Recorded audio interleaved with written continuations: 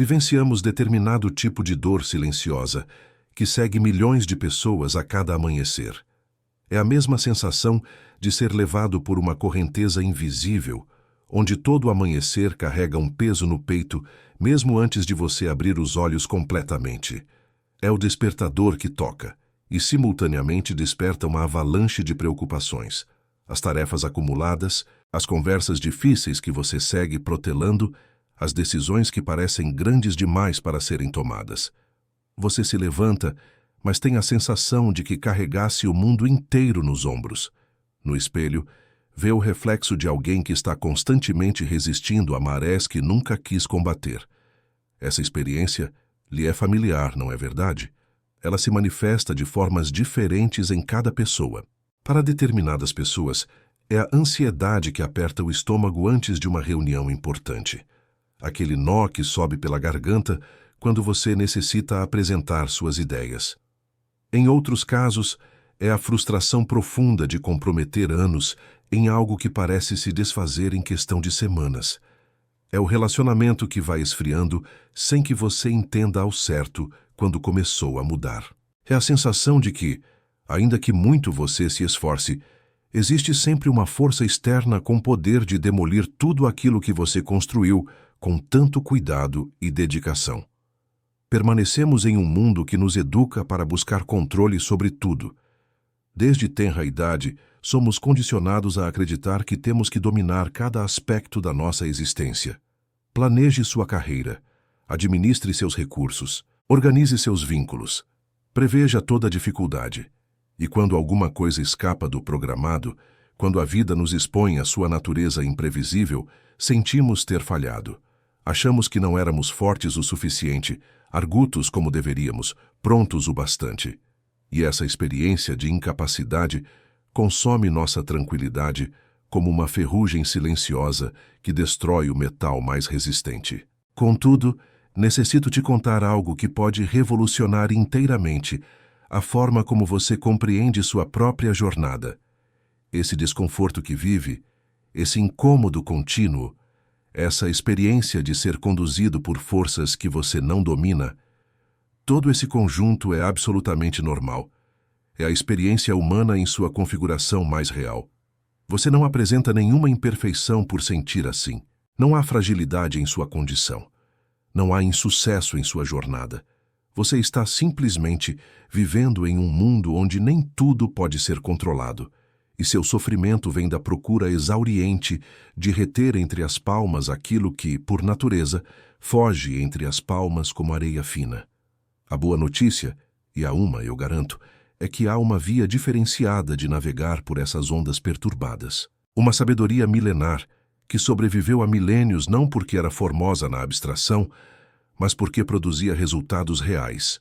Um conhecimento que metamorfoseou escravizados em pensadores, que orientou governantes nos momentos mais críticos, que dispensou consolo a sem número de seres humanos comuns que lidavam com os mesmos desafios que você experimenta agora. Discorro acerca do estoicismo, mas não dessa compreensão severa e glacial que muitos imaginam. Trato de uma filosofia intensamente humana, que reconhece sua dor e, concomitantemente, te oferece ferramentas reais para modificá-la. O estoicismo não promete que sua vida permanecerá sem desafios. Tal seria uma inverdade impiedosa, mas promete algo substancialmente mais vital. Que você pode alcançar serenidade, mesmo quando os obstáculos continuam. Que você pode constituir-se inabalável não porque nada te afeta, mas porque você descobriu como dançar na tempestade em vez de estar à espera do tempo melhorar. É sobre estabelecer uma firmeza interior tão sólida que mesmo que o mundo ao seu redor desaba, persiste um santuário de sossego dentro de você que mantém-se intacto.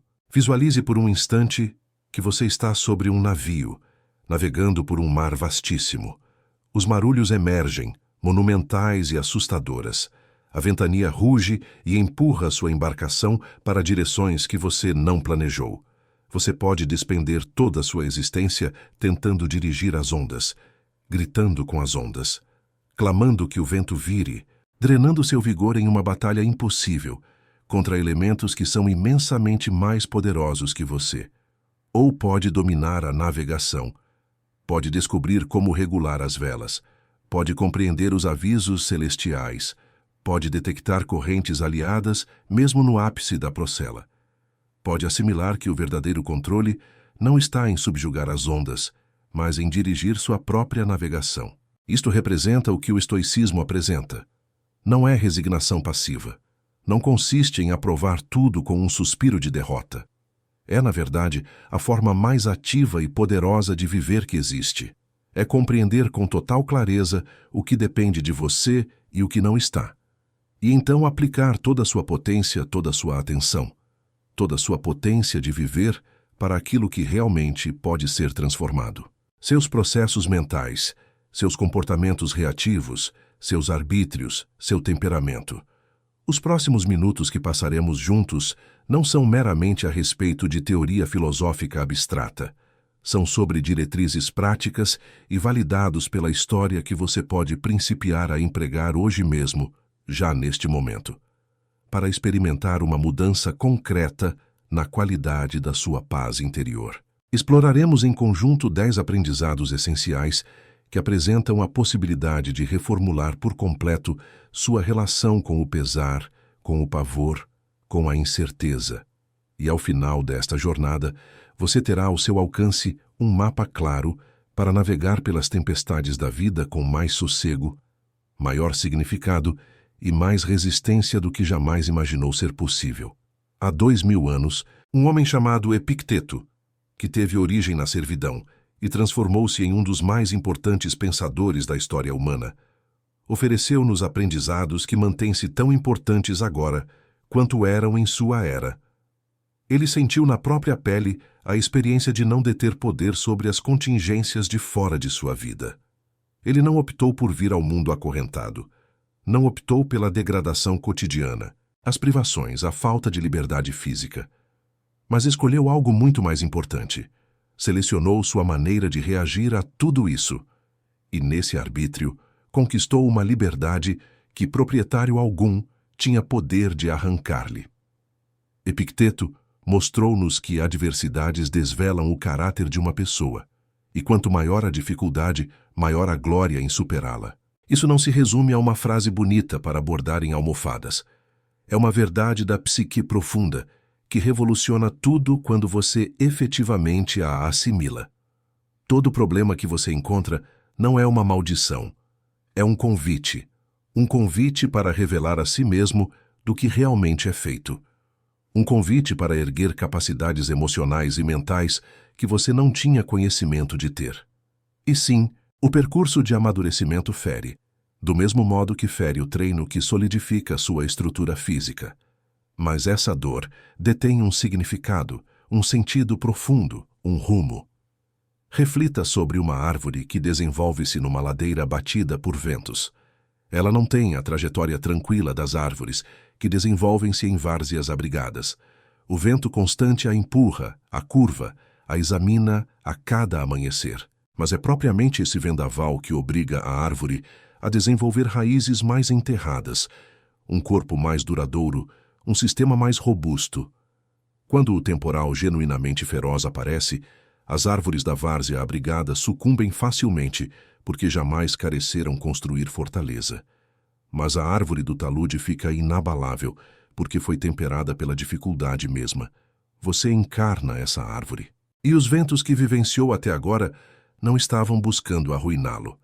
Estavam almejando torná-lo mais forte. O fundamento inicial do estoicismo é sustentar um intento robusto. Carente disso, você é como um veleiro sem direção, sendo levado sem ordem pelos fluxos do instante. Portanto isso, você tem um astro que orienta, que norteia toda decisão, cada movimento, cada resposta. Mas aqui reside o que a maioria das pessoas não compreende sobre propósito. Não é coisa que você obtém numa retirada espiritual curta ou em um questionário de personalidade na internet.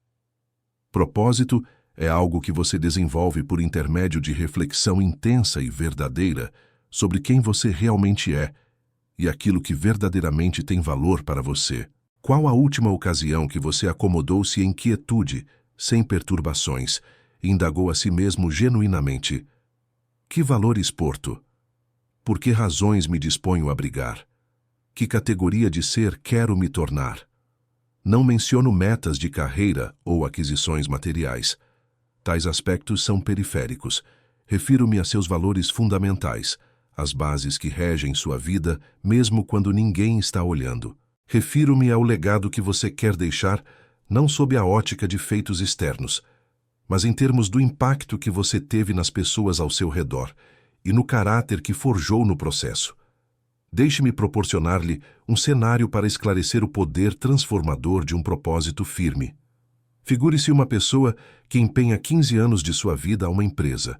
Ela levanta-se de madrugada, trabalha até tarde, sacrifica fins de semana e tempo com a família. Ela faz tudo isto acreditando que constrói uma carreira sólida, que está assegurando seu futuro. E então, em uma manhã qualquer, ela é levada ao ambiente de reuniões e avisada de que seus serviços tornaram-se desnecessários. Redução de custos, reestruturação, nada pessoal. Em um quarto de hora, tudo no qual ela se aplicou parece evaporar. A reação inicial é o choque. Posteriormente brota a raiva. Como se atrevem a isso? Depois de minha consagração, após tudo de que prescindi, a raiva muda para terror. E de agora em diante, como vou pagar as contas? O que considerarão as pessoas? Que sou eu sem esse posto, sem essa posição? E finalmente, se esse humano não dispõe de um propósito firme, vem o desânimo abissal. Um sentimento de que sua identidade inteira foi desintegrada, porque sua identidade achava-se totalmente ligada a circunstâncias exteriores que nunca estiveram realmente sob seu controle. Agora visualize a mesma situação, mas com uma pessoa que estabeleceu um propósito firme. Essa pessoa também sente o choque inicial. É ser humano, afinal de contas. Mas logo algo diferente acontece. Ela evoca quem realmente é. Seu propósito não era ser trabalhadora da organização X. Seu propósito era, talvez, auxiliar no aprimoramento de outras pessoas, ou desenvolver valor por intermédio de seu trabalho criativo, ou manter sua integridade em todas as circunstâncias. Esses objetivos não se dissipam quando um emprego acaba. São transportáveis, são dela para sempre. Portanto, ao invés de se desintegrar, ela reconstitui-se. Atravessa o pesar, reconhece a perda, mas não consente ser demolida por ela, porque sua base não se situava no emprego. Encontrava-se em algo consideravelmente mais substancial e imutável. Ela pode fazer a si mesma a pergunta: como posso continuar vivendo meu propósito nesta nova situação? Que possibilidades essa alteração súbita pode descortinar? Como consigo usar esta experiência para me converter em pessoa mais resiliente, mais perspicaz, mais forte emocionalmente? Enxerga o contraste? A ocorrência externa é a mesma, mas o vivenciar interior é fundamentalmente distinta devido a esse objetivo sólido que serve como fundação emocional e da alma. Investiguemos outro cenário. Figure-se alguém que está em um relacionamento amoroso há vários anos. Tal criatura empenhou tempo, energia emocional, esperanças conjuntas, planos para o futuro. E então desvenda que é traída. A traição dói objetivamente. Filosofia nenhuma suprime essa angústia. Mas há uma diferença enorme entre aquele que sustenta a meta inabalável e a pessoa que não o possui. Aquele sem finalidade firme pode desfazer-se radicalmente. Pode vivenciar que seu universo colapsou. Pode criar ressentimento intenso que corrompe todas as relações por vir. Pode consumir anos rememorando o engano, alimentando o ressentimento, tendo insônias, planejando represália ou atormentando-se com questões insolúveis. Qual o motivo? O que fiz de incorreto? Como me mostrei tão simplório? A pessoa com propósito firme também conhece o pesar, também sofre o luto da privação. Mas há uma distinção decisiva. Ela não se perde no processo. Seu objetivo pode consistir em, por exemplo, desenvolver o amor próprio e a dignidade em todas as circunstâncias. Ou talvez seja progredir mediante as provações, ou guardar a sensibilidade mesmo quando machucada. Tal razão não está condicionada do comportamento de demais pessoas. Subordina-se exclusivamente a ela. Deste modo, ela pode inquirir-se diversamente. Como posso me curar deste sofrimento saudavelmente? Que lições esta vivência pode oferecer sobre minha essência e sobre o tipo de relacionamento que desejo para o amanhã? De que maneira posso transmutar essa traição em experiência valiosa? Ela admite que não domina a traição que aconteceu, mas pode controlar como ela responde a ela, e nessa eleição de atitude, ela obtém seu poder. Ela localiza sua libertação. Ela detecta seu sossego futuramente. Uma terceira situação. Visualize uma pessoa que tem uma esperança profunda. Porventura seja criar um livro, criar um comércio próprio, produzir uma peça artística importante. Esse humano aplica-se nessa ambição por meses, porventura anos, destina horas infinitas, pratica abnegações, emprega recursos e então disponibiliza seu projeto ao mundo. E ele fracassa. Não atinge ouvintes, não oferece o retorno aguardado. É censurado, negligenciado ou ambos. Sem intento robusto, tal pessoa pode capitular por completo. Pode resolver que não detém capacidade, que foi insensato ao experimentar, que deveria ter andado pela senda estável. A derrota passa a ser indício de sua insuficiência essencial, e ela mantém isso como uma chaga que jamais se cura, um lembrete constante de que não é adequadamente competente. Com meta inabalável, o vivenciar é modificado. Se a finalidade desse indivíduo é, por exemplo, externar sua criatividade real, ou aprender através da experiência, ou somente ter a valentia de buscar coisas que têm valor, então o fiasco exterior não constitui falha de objetivo. Reversamente, ela cumpriu seu propósito ao tentar, ao construir, ao se manifestar. O produto exterior é menor. Ela pode colher ensinamentos importantes do experimentado, pode melhorar sua forma de abordar, pode experimentar outra vez de modo distinto, pode até optar por outro rumo, mas tal decisão surge de um espaço de escolha consciente, não de derrota absorvida.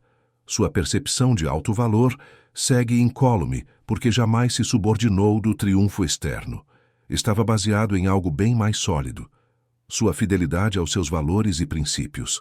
Aqui está uma verdade profunda que o estoicismo nos ensina. Você não pode construir uma vida estável sobre fundações que podem desmoronar a qualquer momento.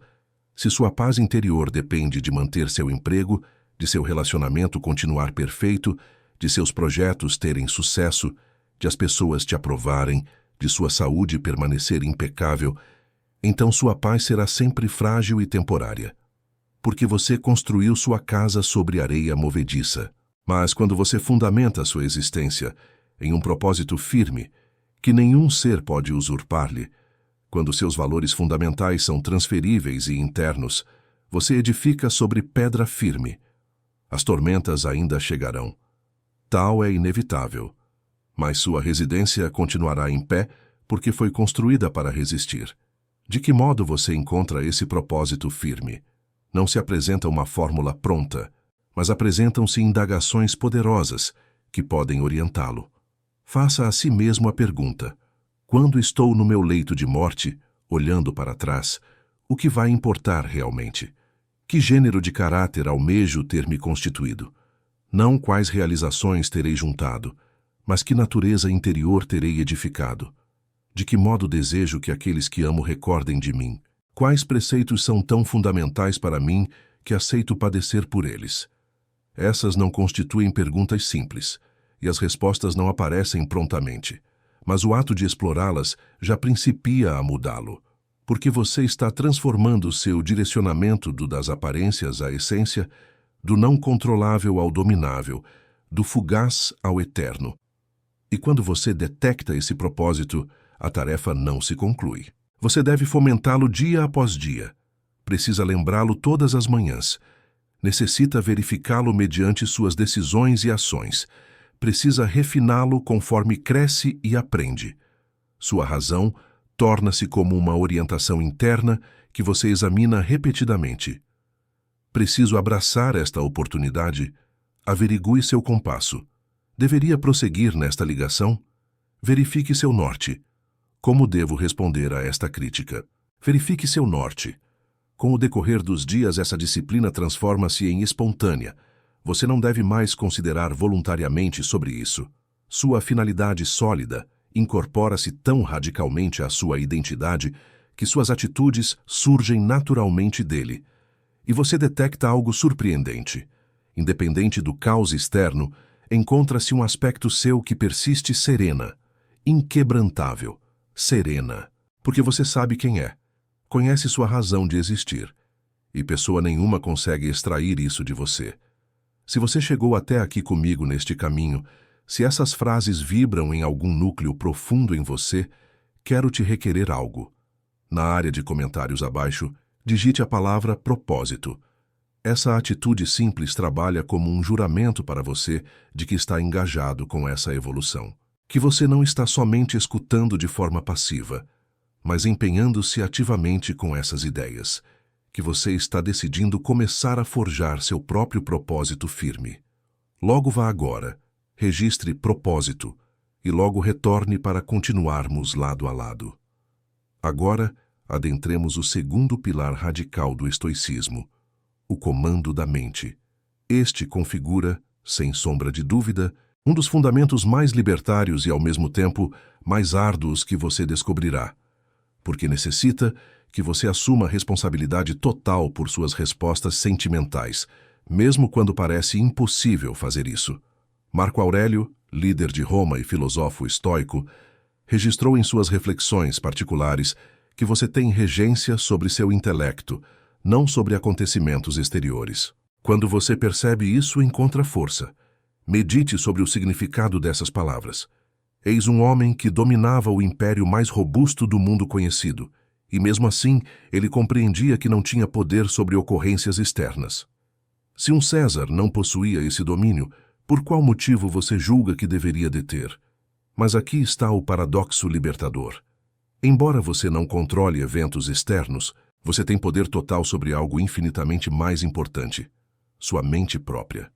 E sua mente configura o filtro através do qual você sente toda a existência. Dois seres podem experimentar pela mesma condição objetiva e ter experiências completamente diferentes dela, calcadas tão somente em como suas consciências interpretam e processam o evento.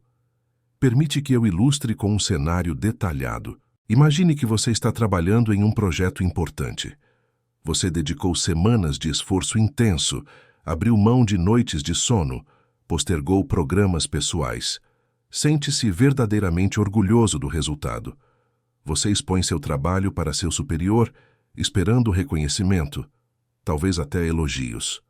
Ao contrário, obtém críticas rigorosas. Seu chefe sinaliza defeitos, questiona suas decisões, aponta que você não percebeu os elementos essenciais do trabalho. A manifestação emocional súbita é incontornável. Você experimenta uma onda quente elevar-se pelo semblante. Seu coração dispara. Apresenta-se uma mescla caótica de indignação, humilhação, reflexo defensivo. Estas reações somáticas são instintivas. São componente de nossa configuração evolutiva para reconhecer e responder a perigos. A filosofia estoica não solicita que você desconsidere ou abafe essas manifestações iniciais. Isso seria impossível e até danoso. O que a filosofia estoica entrega é algo alternativo, um espaço entre essa resposta involuntária e sua reação deliberada. Nesse espaço reside sua liberdade. Nesse espaço vive seu poder real. Grande parte dos seres pula esse interstício inteiramente. Elas passam diretamente da sentimento à conduta, sentem cólera e rapidamente respondem coléricos, experimentam vergonha e instantaneamente recuam ou atacam. É um mecanismo automático, como arrancar a mão de uma superfície ardente. Mas você pode exercitar sua mente para deter-se nesse intervalo, para contemplar a percepção sem ser inteiramente capturado por ela, para perguntar-se: o que esta censura verdadeiramente representa? É válida? Existe algo que posso aprender aqui? Ou é mais ligado à ótica do crítico do que sobre minha obra? Como uma pessoa sábia e equilibrada reagiria a isto? Encontra-se um cenário elaborado. Pense em alguém que não conquistou uma promoção no trabalho para um colega. O desapontamento primeiro é agudo. Existiam expectativas. planos que subordinavam-se a essa promoção, talvez até um sentimento de legitimação pessoal vinculado a ela. A mente não exercitada rapidamente começa a tecer narrativas. Não sou suficientemente capaz. Não veem meu valor. O sistema é injusto. Aquele companheiro não merecia tanto. Estas histórias geram dor extra para além da desilusão primeira. Elas convertem uma ocorrência neutra, um ser foi promovido e você não, em um colapso existencial sobre sua importância como indivíduo. E aqui reside o aspecto vital. Estas histórias não são a verdade. Constituem interpretações. São narrativas que seu intelecto cria sobre a realidade. E narrativas podem ser refeitas. Aquele cultivando o controle mental estoico contemplaria a desilusão sem exacerbá-la. Ela perceberia: sinto desapontamento. Isto é normal.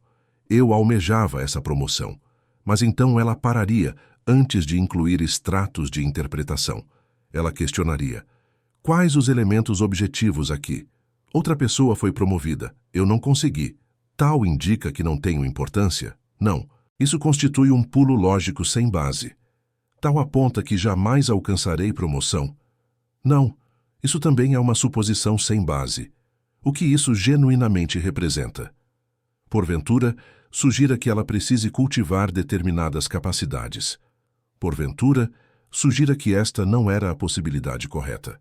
Porventura, sugira que ela devesse perseguir oportunidades em outra organização. Ou talvez não implique nada notavelmente substancial. Por vezes, as escolhas fundamentam-se em fatores que você nunca descobrirá absolutamente. E isso é aceitável. Você não carece de uma história trágica para todo fato. Investiguemos outro caso profundo. Figure-se alguém cujo consorte solicita a separação abruptamente. O choque é imenso. A mente rapidamente entra em terror. De que maneira isso sucedeu? Eu não vi os sinais. O que julgarão os demais? De que forma viverei solitário? Joguei fora anos de existência. Jamais toparei com outra pessoa. Estou devastado. Cada uma dessas ideias adiciona uma camada de sofrimento. A situação original, a requisição de divórcio, é sofrido o suficiente.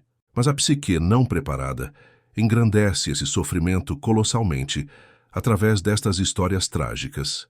Ela lança-se ao porvir, fantasiando catástrofes que porventura jamais aconteçam. Ela remodela o passado, pintando-o inteiramente de preto. Ela constrói condenações sobre si mesma que carecem de fundamento real. Aquele com comando mental exercitado também sente a dor. Não há como evitar isso. A conclusão de um relacionamento valioso é uma perda genuína que deve ser pranteada. Mas ela não adiciona sofrimento supérfluo através de histórias deletérias. Ela se permite atravessar a dor sem se afundar em autoflagelação. Ela aceita a indefinição do porvir sem supor que será desastroso.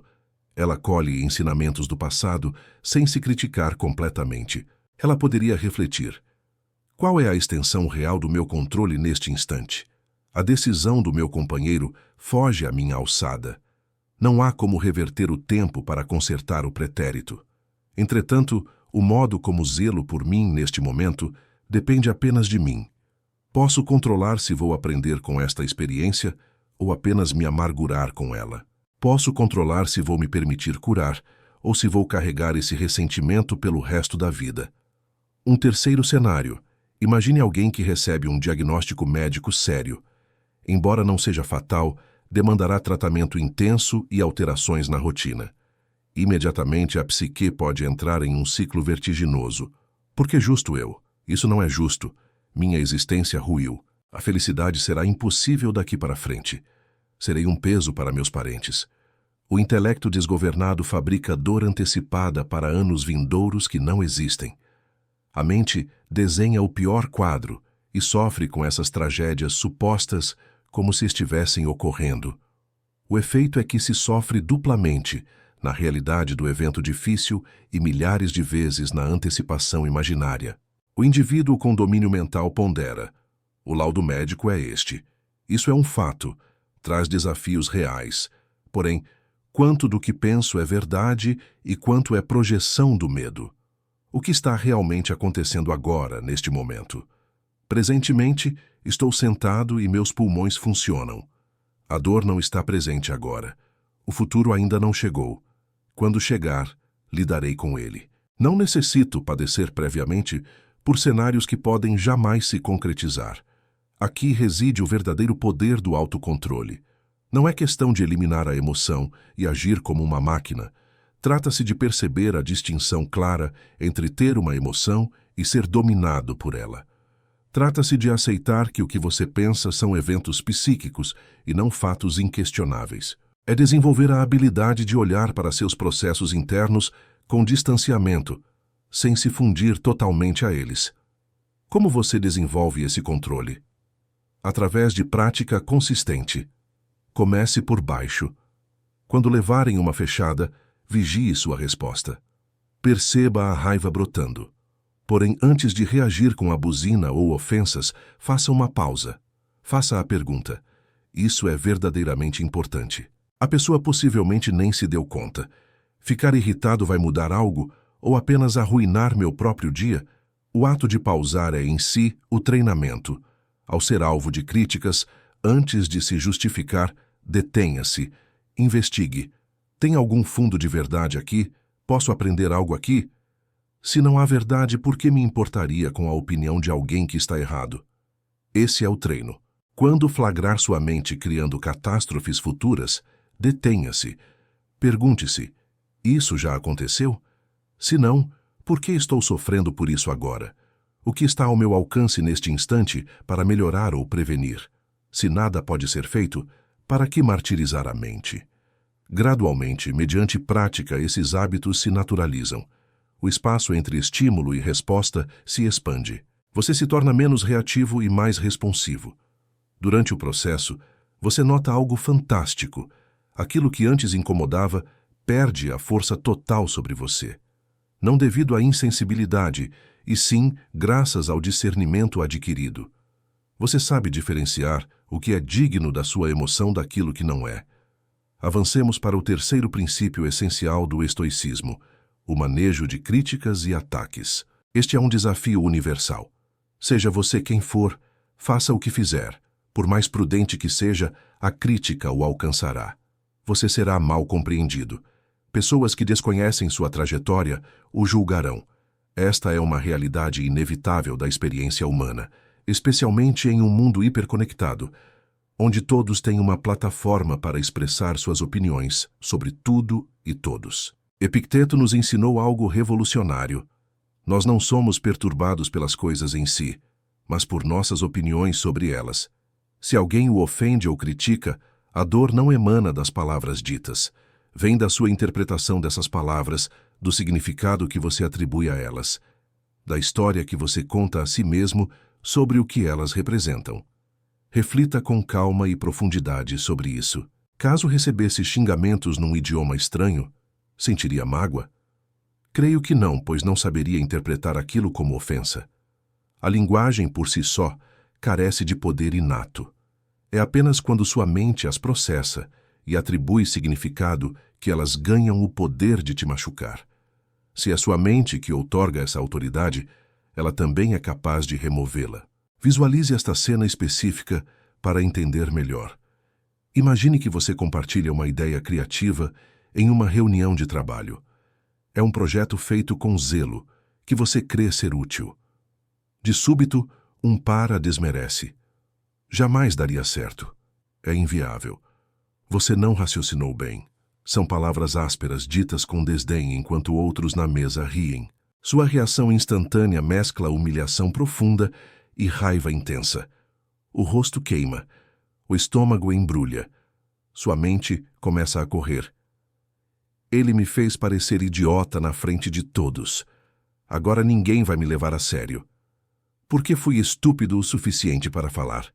Vou fazer ele pagar por isso. Vamos usar o estoicismo aqui e agora. O primeiro passo é reconhecer o evento da crítica. Evite negar ou reprimir a reação emocional imediata. Contudo, faça uma pausa e examine. Qual a razão da dor? O que elas despertaram no meu interior? Pode ser que a dor venha do medo secreto de incompetência. A exposição pública cutucou uma ferida antiga. Quem sabe você baseie sua autoestima no aval dos outros, vendo a negativa como risco à sua posição.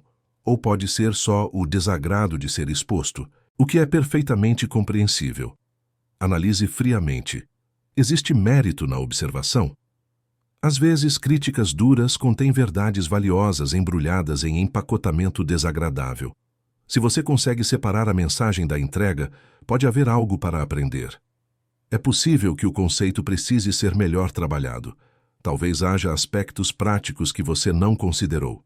Se assim for, agradecer pela crítica, por mais dura que seja, e aperfeiçoar sua proposta é a melhor resposta. Porém, e caso o comentário não tenha validade? E se for apenas alguém sendo desnecessariamente cruel, talvez projetando suas próprias inseguranças, talvez competindo por status, talvez tendo um dia ruim? Nesta situação, por que entregar a essa pessoa o controle do seu bem-estar? Por que absorver o julgamento equivocado de terceiros? Uma verdade para te libertar. Você não precisa que todos concordem com você ou te aprovem. É impraticável levar a vida tentando satisfazer a gregos e troianos o tempo todo. Indivíduos diversos carregam valores, óticas e padrões de avaliação distintos. Aquilo que um aplaude, outro condena. Isso não sinaliza que você é inadequado.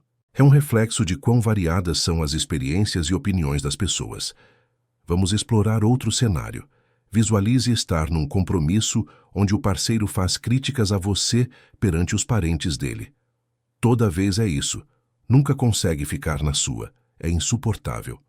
O comentário é feito na frente de outros, atinge o pessoal e usa sempre e nunca de forma injusta. Seu instinto inicial pode ser defesa agressiva ou tristeza profunda.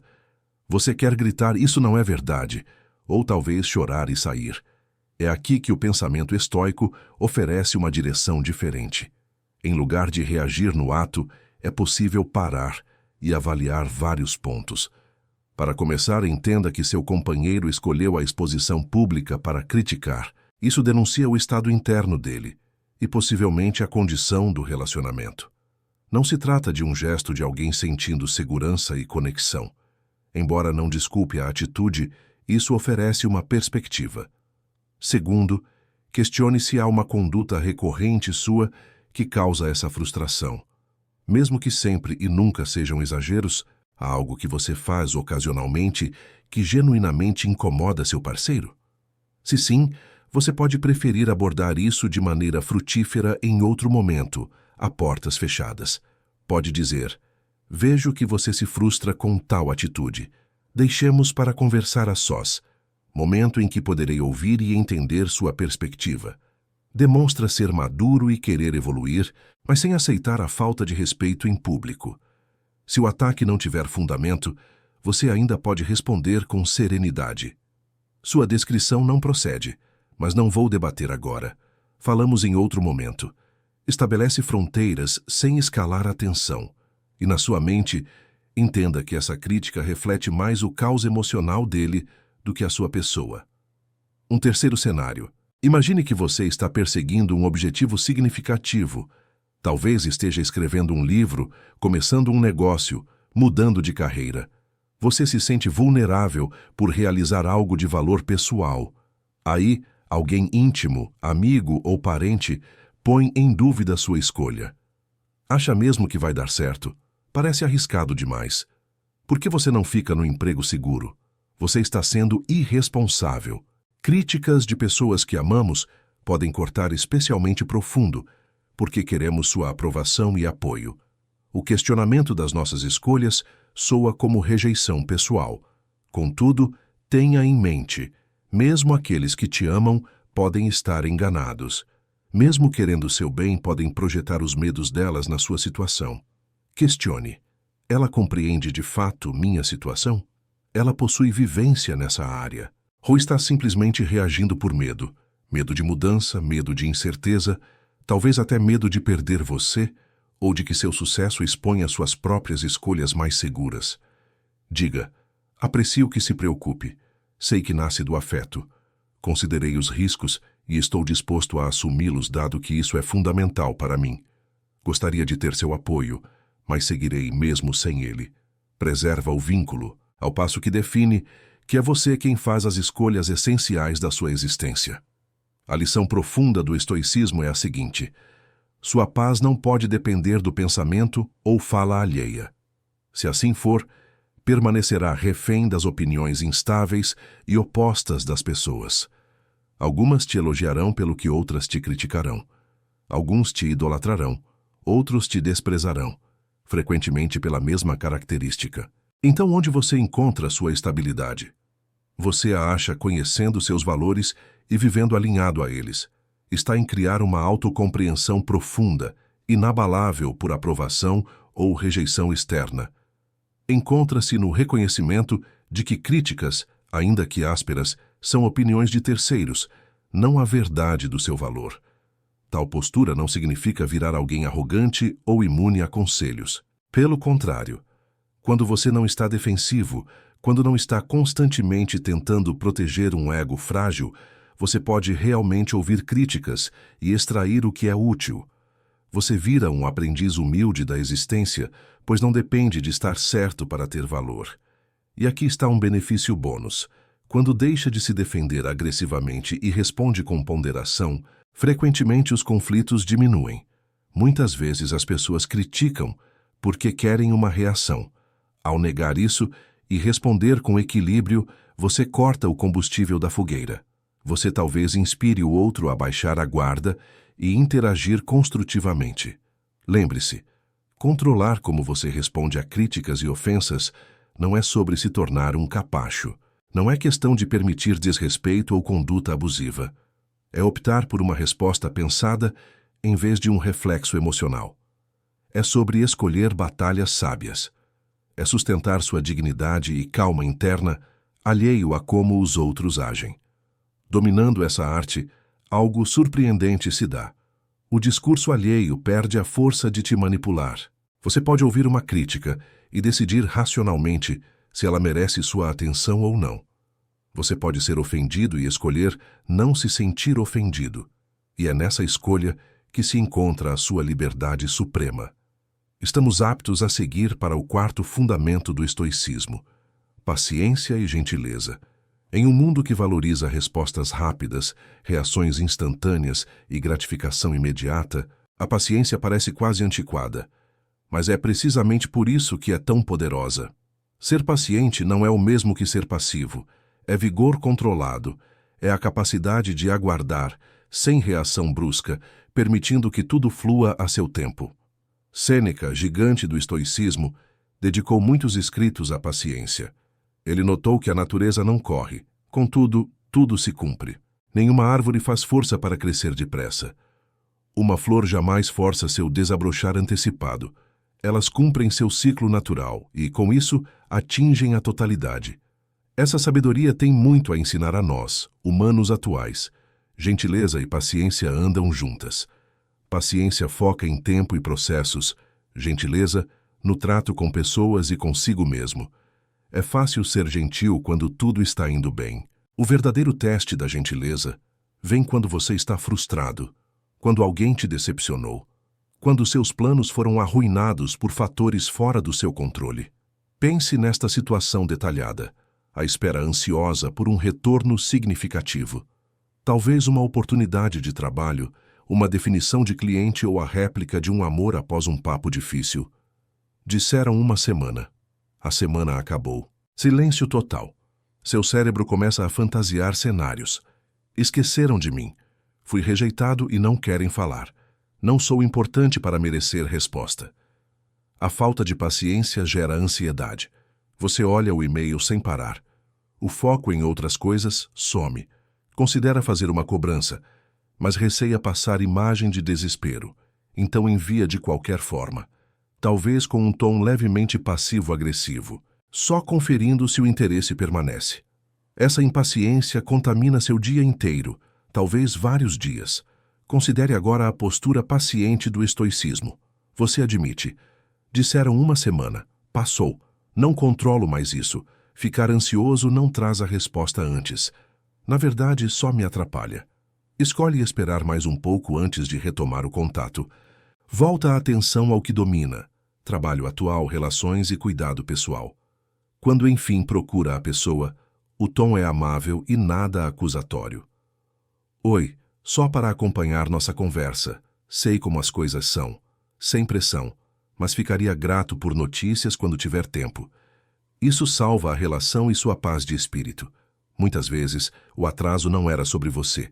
A pessoa tinha crises, esqueceu ou esperava dados de terceiros. A paciência e a gentileza poupam desgastes desnecessários. Outro cenário profundo. Imagine que você tem um filho adolescente que está passando por uma fase difícil. Desempenho escolar fraco, falta de respeito, rebeldia. Como pai e mãe, sente frustração, preocupação e talvez medo do futuro. De início, a vontade é de castigo severo, regras rígidas e confronto irado.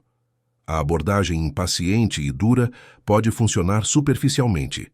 Seu filho pode cumprir as regras por medo, porém cria mágoa, estraga o vínculo e desperdiça a chance de ajudar seu filho no momento difícil.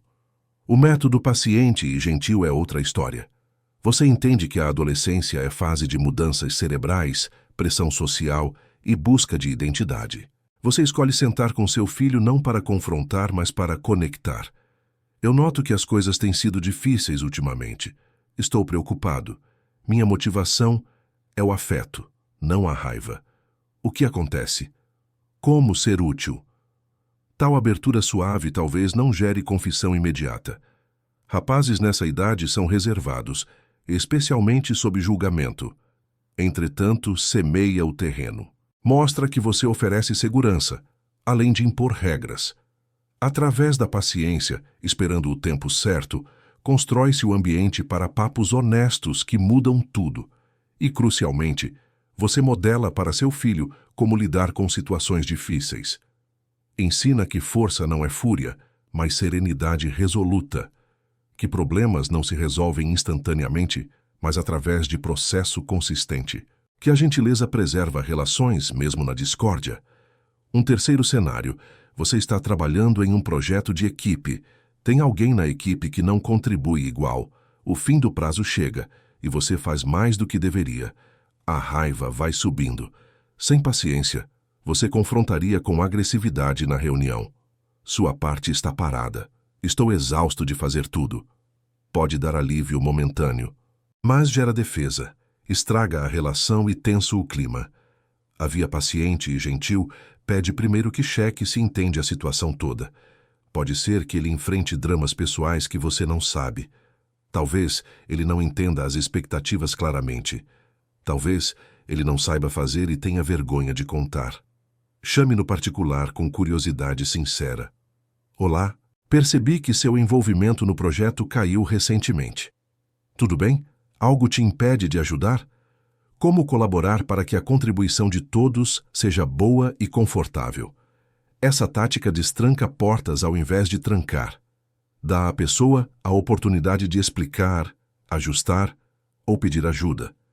E se for pura preguiça ou oportunismo? Ainda assim, gentileza não é aceitar abuso. Dá para impor limites claros mantendo a gentileza. Entendo sua correria. Infelizmente também estou cheio e não posso cobrir sua parte. Precisamos reequilibrar a divisão de tarefas. Qual a sugestão? Firme, sem ser malvado. Ter paciência é vital também no seu autorrelacionamento. Quantas vezes você é mais duro consigo mesmo do que jamais seria com outra pessoa? Você comete um erro e imediatamente se ataca. Como sou anta? Por que ajo assim? Nunca vou progredir. Essa conversa interna dura não traz melhoria.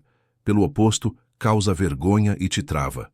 A autogentileza estoica reconhece que você é humano, que erros fazem parte do aprendizado, que crescimento é um processo que leva tempo.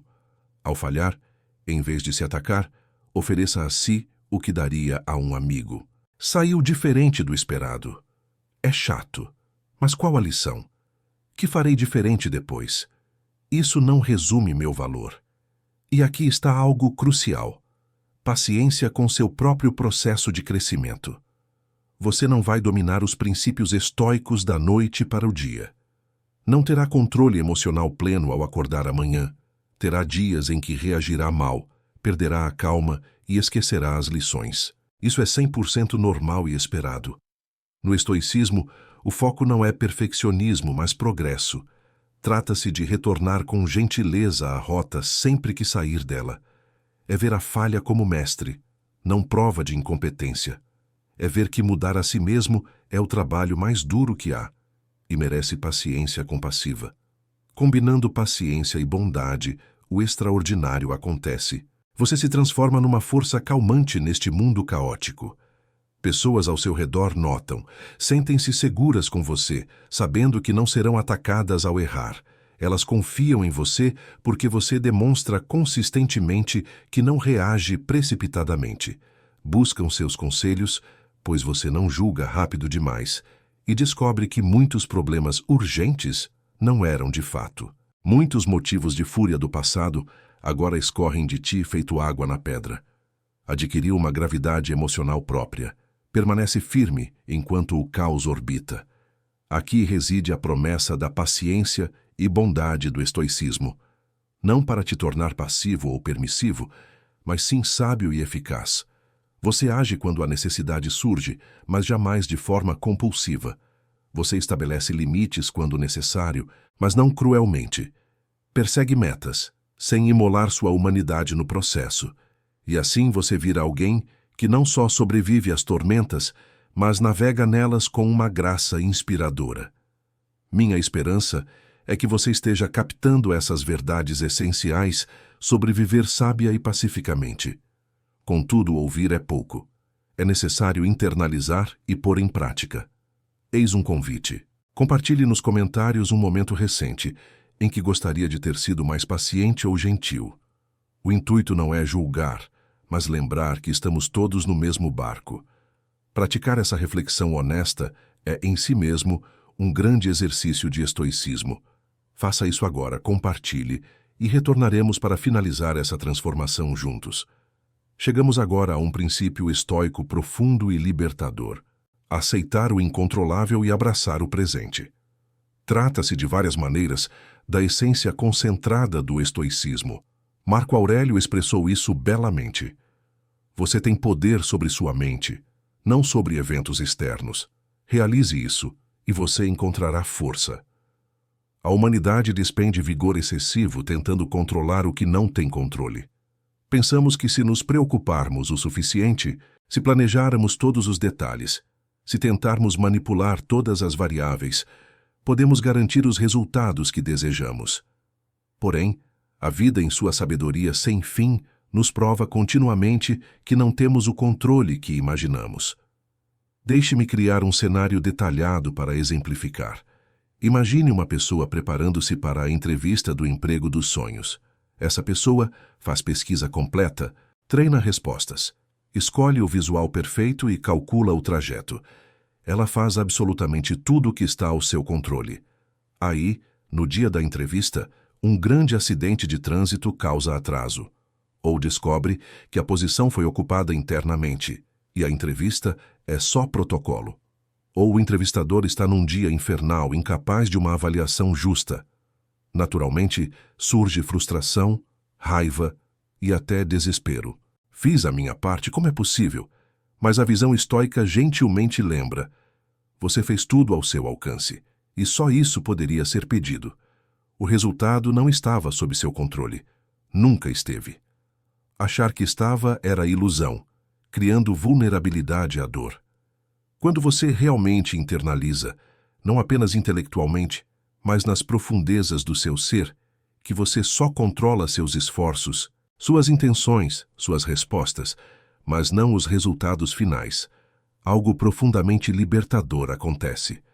Para de levar nas costas o peso de desfechos que nunca foram seus. Pense num pai com um filho adulto fazendo escolhas ruins. Talvez drogas, um relacionamento abusivo ou uma trajetória que parece autodestruição. Como pai, o instinto é fazer tudo para salvar o filho. Tenta de tudo: argumento, imploração, ameaça, suborno.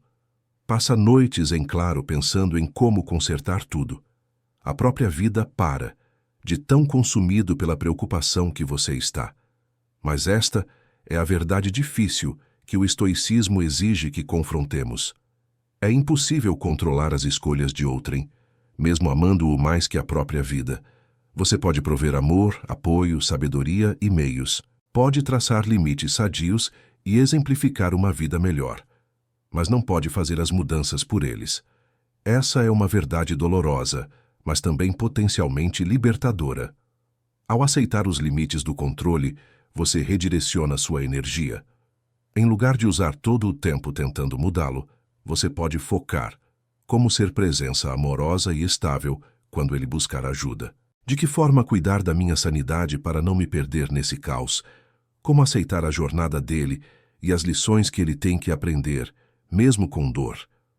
Não se trata de indiferença, trata-se de sabedoria. É entender que amar também é soltar, ter fé no processo e aceitar que não se pode tudo. Exploremos mais um caso profundo. Imagine receber um diagnóstico crônico. Não algo terminal, mas algo que permanecerá pelo resto da vida, exigindo gerenciamento constante. O primeiro reflexo costuma ser rejeição. Isso não está acontecendo. Tem algum erro. Encontrando o médico e o tratamento certos, posso curar. Semanas, meses, talvez anos são gastos nessa negação e busca por uma cura que pode não existir. A perspectiva estoica é fundamentalmente outra. É aceitar. Tenho essa condição. Ninguém escolheu isso. Parece injusto, contudo é a verdade. Neste cenário real, o que controlo? Posso controlar a adesão ao tratamento. Posso controlar meu estilo de vida. Tenho domínio sobre minha atitude frente ao problema. Está em mim permitir que isso seja tudo o que sou ou apenas um aspecto da minha vida. Isso não é derrotismo, é puro realismo.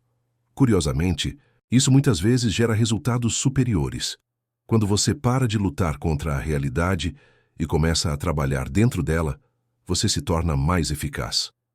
Para-se de queimar energia com resistência vã e usa-se a força para adaptar e produzir. Visualize um terceiro caso. Alguém dedicou anos a um amor, acreditando que duraria a vida toda. Então, o outro decide partir. Não por algo dramático, sem traição, sem abuso, apenas um crescimento em direções diferentes. A parte abandonada tende a se consumir querendo entender, consertar ou negociar. Se eu mudar, você fica? Que tal terapia? E se dermos um tempo? Mas se o parceiro decidiu genuinamente, essas tentativas de controlar o resultado apenas prolongam a dor. A aceitação estoica é: não posso controlar os sentimentos de outra pessoa. Não controlo a decisão dele de ir. Cabe a mim gerir como sinto a perda, como me trato e como me abro para o que virá. E aqui está algo crucial que muitas vezes é mal compreendido sobre aceitação estoica. O ato de aceitar não significa ter prazer nisso. Aceitação não é aprovação. Aceitar não é deixar de querer que fosse diferente. Significa simplesmente encarar a realidade como ela se apresenta, não como você sonhava. Ao aceitar o real, pode-se trabalhar nele com eficácia. Ao brigar com a realidade, querendo que mude, você combate a própria natureza universal. Adivinhe quem sai vencedor. Pense nisso em termos de um rio. Caindo num rio de correnteza forte, há duas opções básicas. Você pode brigar com a correnteza, nadar contra, gastar toda a energia e talvez se afogar. Ou pode aceitar o fluxo, nadar na diagonal, usar a força do rio e seu esforço para chegar à margem mais abaixo. A segunda abordagem não significa que você desistiu de alcançar a margem. Significa aceitar as condições reais e adaptar a estratégia. Isso é sabedoria prática. Agora, abraçar o presente se conecta profundamente com aceitar o que não podemos controlar.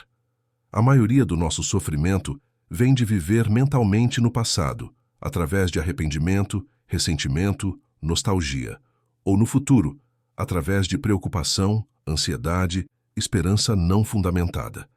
Mas nem o passado nem o futuro existem realmente. Existem somente enquanto criações da mente. O único momento real é o agora, este exato segundo. E, paradoxalmente, Enquanto este momento pode conter desafios, raramente é intolerável quando você está realmente presente nele. É quando você adiciona camadas de pensamento sobre o passado e futuro que o sofrimento se multiplica. Imagine uma pessoa em dificuldade financeira. Se a presença for total, o que ela sente agora, neste segundo? Está, talvez, sentada numa cadeira, inspirando e expirando. No momento exato pode não existir dor no corpo. Talvez haja algum conforto, chá morno, sol entrando pela janela. Então, a mente se agita. O aluguel do mês que vem. Vou perder a casa. Deveria ter guardado dinheiro. Por que fui irresponsável? E se nunca me recuperar? Agora ela não vive mais o presente tolerável. Vive uma avalanche de catástrofes futuras imaginadas e culpas passadas. O problema quase nunca é o presente em si. O que cria sofrimento é a relação com o tempo e o apego a momentos mentais. Havia um treino de Marco Aurélio, conscientizar-se de que você consegue lidar com o momento presente. Independente da dificuldade, você consegue lidar com este instante específico. O peso se torna insuportável quando você tenta carregar passado e futuro simultaneamente. Entretanto, você não precisa carregar isso. Sua obrigação é apenas estar aqui, agora. Isso não quer dizer que não se planeje o futuro. Planejar é uma ação que você faz no presente. Isso não implica não aprender com o passado. Aprender é uma reflexão que você faz no presente. Mas depois que você planejou, depois que você aprendeu, você retorna ao presente, visto que é somente aqui que a vida flui verdadeiramente. Imagine alguém enfrentando uma doença grave, vivendo no futuro, pensando: e se eu não sarar? E se piorar? Quanto tempo tenho? Ela perde o que tem, este momento. Talvez este momento contenha a visita de um amigo querido, talvez uma refeição gostosa, talvez apenas a experiência de viver, respirar e sentir.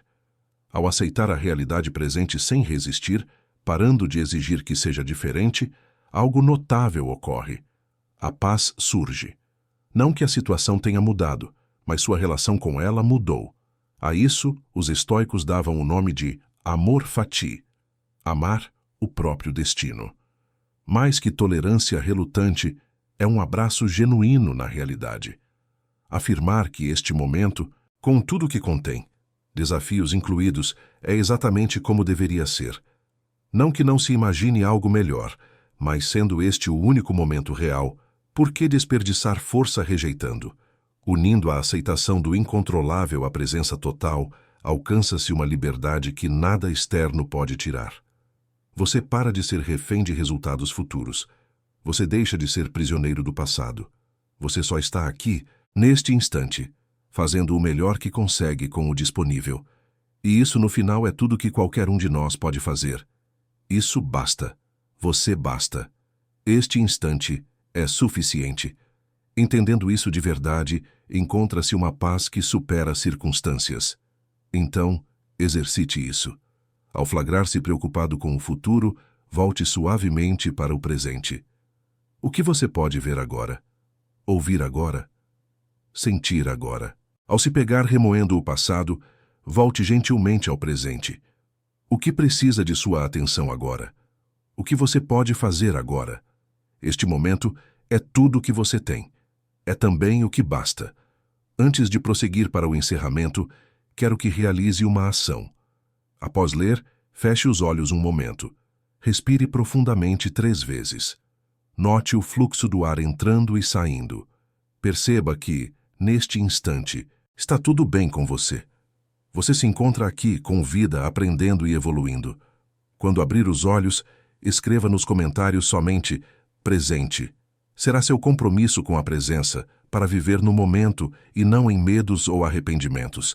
Realize isso agora. E em seguida voltaremos para encerrar essa jornada transformadora. Chegando ao fim desta jornada estoica, reconheça algo vital. Você chegou até aqui. Muita gente inicia vídeos assim intencionada, mas se distrai, a mente foge e o aprendizado para. Mas você está aqui. Você está aqui, presente. Você dedica tempo valioso ao crescimento, transformação e a ser mais forte e sábio. Tal fato é prova do seu caráter e compromisso. O que debatemos não são só ideias teóricas, são recursos práticos, testados há milhares de anos, para conduzir a vida com graça, força e paz. Você aprendeu sobre ter um propósito firme, essa âncora interior que te mantém estável quando tempestades externas tentam te arrastar. Você viu o controle da mente, saber que o pensamento cria a realidade e você tem poder sobre ele.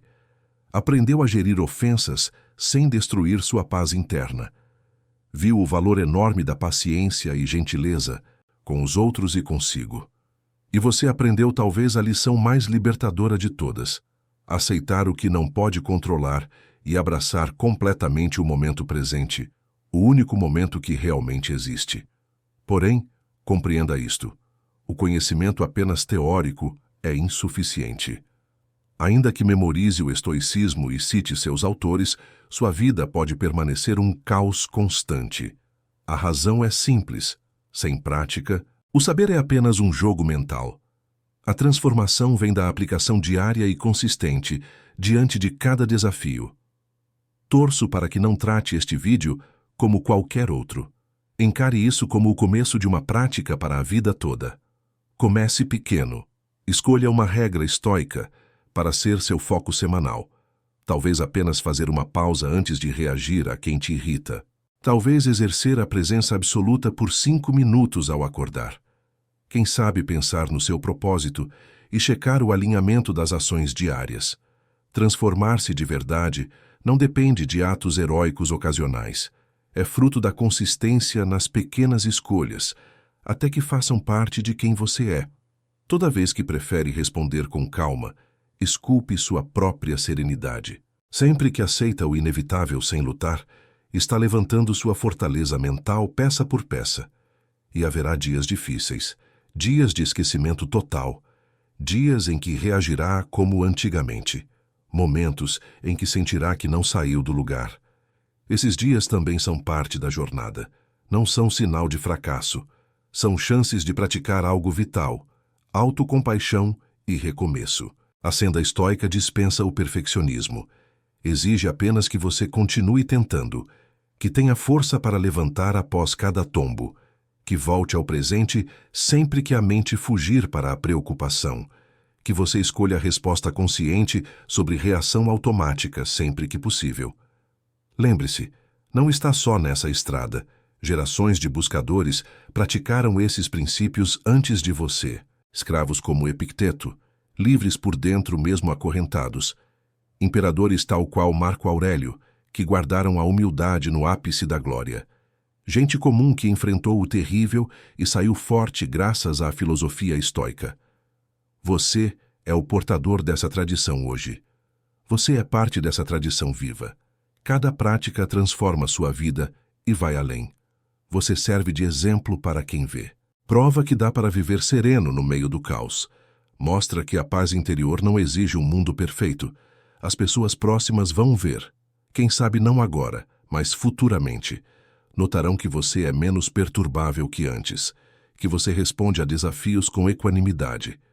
Que você parece carregar uma calma que elas também desejam. Alguém vai questionar: como faz isso? Como mantém o centro? Então poderá compartilhar o saber, sendo guia para outros como este conteúdo foi para você. Mas mesmo se ninguém notar ou perguntar, a mudança interna vale por si. Porque é você quem tem que aguentar sua própria mente dia e noite. Converter a mente em santuário de paz em vez de tortura é a missão maior. Meu último pedido é: não encare isso passivamente. Faça disso um ponto de virada. Opte por iniciar hoje a prática de um princípio estoico sequer. Quando fizer e sentir aquela paz ou clareza nova, compartilhe aqui nos comentários. Sem vaidade, apenas para motivar outros e reforçar seu compromisso. Peço que digite transformação nos comentários. Essa palavra declara que você não assiste passivamente, mas se compromete ativamente, que escolhe o caminho do crescimento, sabedoria e paz. Vá lá, comente transformação e integre essa comunidade de vida consciente e calma. Desejando ir fundo na prática estoica, inscreva-se aqui. Vemo-nos na próxima etapa. Até lá, siga forte, centrado e presente. Nunca esqueça, o necessário para enfrentar tempestades está em você. Essa filosofia apenas revela a força que sempre esteve aí, esperando você ver. Você é mais forte do que imagina, mais resiliente do que crê, mais capaz do que você bota fé. Mediante a prática constante, você vai além de sobreviver às tempestades, vai dançar na chuva e ver oportunidade no obstáculo. Como encontrar significado no desafio, como transformar obstáculos em oportunidades. O trajeto futuro pode não ser fácil, mas será repleto de sentido. Será seu. Cada passo dado erguerá o que ninguém rouba. Sua fortaleza de saber, força e paz. Obrigado por fazer esta jornada comigo. Obrigado por acreditar no processo. Gratidão por escolher a evolução. Agora vá e encarne esses princípios. O mundo carece de pessoas como você, que optam pela consciência, pela paz e pelo crescimento. Você já tem o necessário. Agora vá e brilhe.